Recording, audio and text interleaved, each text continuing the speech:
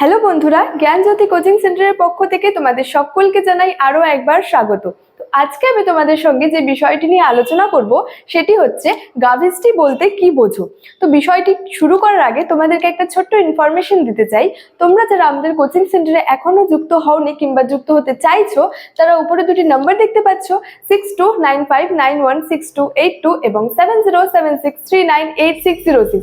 তো তোমরা যারা আমাদের কোচিং সেন্টারের সঙ্গে এখনো যুক্ত হওনি, তারা কিন্তু দেরি না করে এই দুটি নম্বরের মধ্যে যে কোনো একটি নম্বরে যোগাযোগ করে আমাদের সঙ্গে কিন্তু যুক্ত হয়ে যেতে পারো। তো দেরি না করে আজকে টপিক সম্পর্কে কিন্তু আলোচনা শুরু করছি।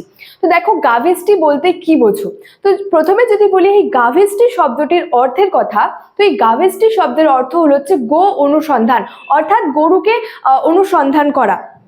তো এই যে ঋগ্বৈদিক যুগে এই গরু কিন্তু বা হচ্ছে যে গো সম্পদ কিন্তু মানে মূল্যবান সম্পদ হিসেবে কিন্তু ছিল, অর্থাৎ ঋগ্বৈদিক যুগে কিন্তু গরুই মূল্যবান মানে সম্পদ ছিল বলা যায়, বা গরুকেই মূল্যবান সম্পদ কিন্তু বলা হয়েছে।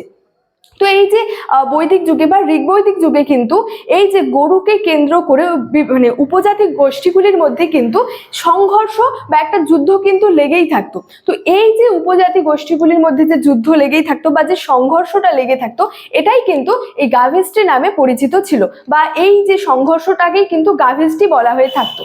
তো এই যে আর্যরা যখন ভারতবর্ষের সপ্তসিন্ধু অঞ্চলে এসে বসবাস শুরু করেছিল, তখন তাদের প্রধান জীবিকা ছিল কিন্তু কৃষিকাজ, এবং পরবর্তীতে কিন্তু তাদের প্রধান জীবিকা হয়ে ওঠে আর কি যে পশুপালন।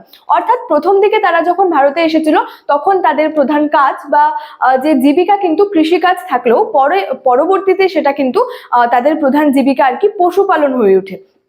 তো তাদের গৃহপালিত পশুর মধ্যে প্রধান ছিল গরু। অর্থাৎ আমি প্রথমেই বললাম যে ঋগ্বৈদিক যুগের মানুষদের যে মানে মূল্যবান সম্পদ ছিল গরু। তো সেক্ষেত্রেই এই আর্যদের কিন্তু মানে ঋগ্বৈদিক যুগে মানুষের আর কি যে গৃহপালিত পশুর মধ্যে কিন্তু প্রধান ছিল গরু।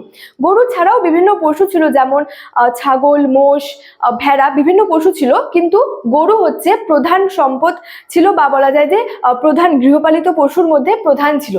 তো এই গো সম্পদ বৃদ্ধির জন্য কিন্তু আর্যরা প্রার্থনাও করত।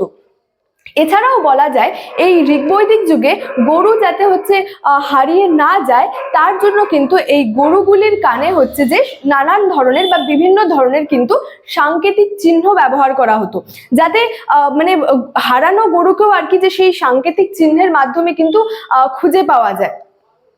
এছাড়াও বলা যায় যে এই যে মানে ঋগ্বৈদিক যুগে কিন্তু পুরোহিতদের মানে গোদানের মাধ্যমে আর কি পুরস্কৃতও করা হতো। অর্থাৎ তারা যাগযজ্ঞ করতো, তার ফলে মানে তার বিনিময়ে আর কি তাদেরকে গরু দেওয়া হতো, পূজা অর্চনা মানে কোথাও পূজা করতো, তো তার বিনিময়েও তাদেরকে কিন্তু এই গরু কিন্তু মানে গোদান দিয়ে আর কি যে পুরস্কৃত কিন্তু করা হতো।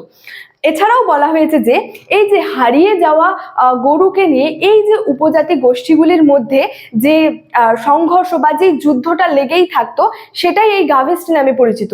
হারিয়ে যাওয়া গরুকে নিয়ে বলতে এখানে মানে বোঝায় যে কোনো গরু যে হারিয়ে গেল, তো তখন সেই গরুটাকে যদি খুঁজে পাওয়া যায় আর কি, তখন এক পক্ষ বলে যে এটা তাদের গরু, অপর পক্ষ বলে না এটা তাদের গরু। তো এইভাবে যে উপজাতি গোষ্ঠীগুলির মধ্যে কিন্তু একটা সংঘর্ষ বা যুদ্ধ লেগেই থাকতো। তো এই যুদ্ধই কিন্তু গাভিষ্টি নামে পরিচিত ছিল। তো স্টুডেন্ট, এই ছিল আজকে আমার আলোচনার বিষয়।